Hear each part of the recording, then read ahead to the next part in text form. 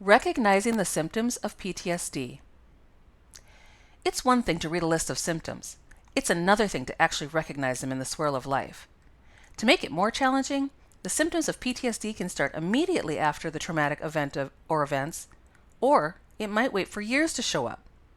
It could be anywhere in between. As I mentioned earlier, when my husband first came home, he was on a pile of drugs, including painkillers. He had torn his shoulder, exploded his spleen, which was removed, lacerated his kidney, fractured his spine, broken a hip, and sustained a traumatic brain injury. Suffice it to say, we were not thinking about PTSD. We also didn't know about his brain injury until later. Needless to say, some important balls were dropped after he left Afghanistan. At the time, I was working full-time, and my mother was home with my husband taking care of our 2-year-old daughter. For the first couple of months, he was bedridden and quite sedated by all the medications.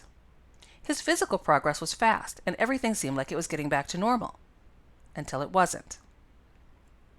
The pain pills were the first to go. He's not a big fan of pills and had healed enough to manage the remaining pain. Like I said earlier, my mom was the first person to really notice the changes in Brian. She was home with him all day since he was not well enough to return to work. At first I shrugged off the warning signs she was noticing. I was honestly too busy and too overwhelmed to focus on what was going on at home. When his aggression and anger started to get really bad, I researched the pain medication he had been on and found that this can be a symptom of medication withdrawal. We all agreed that must be the problem, until it went into weeks of this behavior. As he backed down on the medication, he started having vivid dreams that would cause him to wake up screaming. That wasn't especially odd to me. He had fallen almost 20 feet and almost didn't survive his accident. Of course, he'd have some residual from a horrific accident like that, but I was still not thinking about PTSD. To me, PTSD was all about the enlisted soldiers who were in war zones. Brian was supposed to be safe. He was on a military base, supposedly not in war. I learned later that there is no military front in Afghanistan. There are better areas and worse areas, but all areas are war zones to some extent. Anywho, again, not my story to tell. Moving on.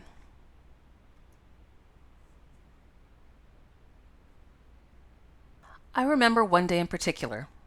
I was leaving for work. He was on the top of the stairs looking down on us. My mom was holding our toddler as they said goodbye to me for the day. The energy in the house felt weird. My husband didn't look like himself. I felt like I was being looked at by someone dangerous, not my husband.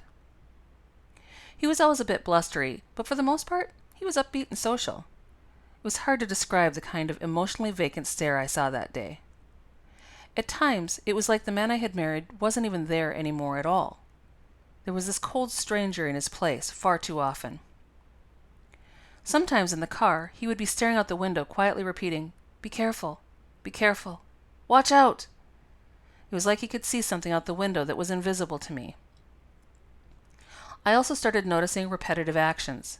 He would touch each of his fingers as he counted to 5 or 10. Then he would start over. Again, and again, and again. I learned later that this is how he calmed himself when rockets were being shot at the military base he lived on in Afghanistan. The mounting strange behavior prompted me to start scouring medical records from Afghanistan. That's when we discovered he had been diagnosed with a traumatic brain injury the day of his accident. Remember those balls that were dropped? This was a big one. But it wasn't the whole story in regard to his extreme behavior shifts. It opened the door to being sent to the right people, who would recognize his symptoms and put a face on the dark shadow that was living with us. PTSD. I say it repeatedly during this program. Our story is about military war. Some PTSD comes from rockets, carnage, and death. Others come from the constant threat of a predatory family member, car accidents, or living through cancer treatments, and more. No certain trauma is more or less valid when discussing PTSD, and the level of trauma is an individual perception. What you or your family member experience is valid. How a person's symptoms display can also be a very individual thing, but once you recognize the basic symptoms, you will recognize it in others. For me, the look in the eyes is a big indicator. There is an unusual distance to the gaze. The person seems removed from reality in an almost physical way. Another factor that is not mentioned is losing time.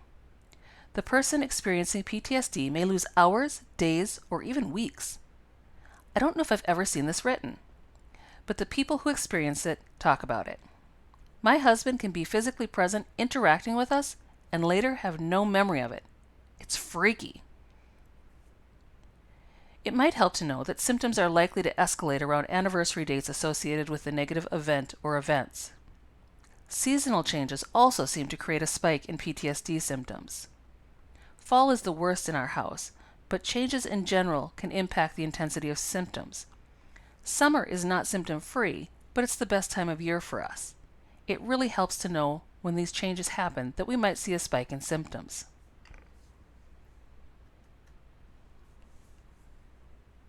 So, can PTSD be cured? Let's move on to the next video.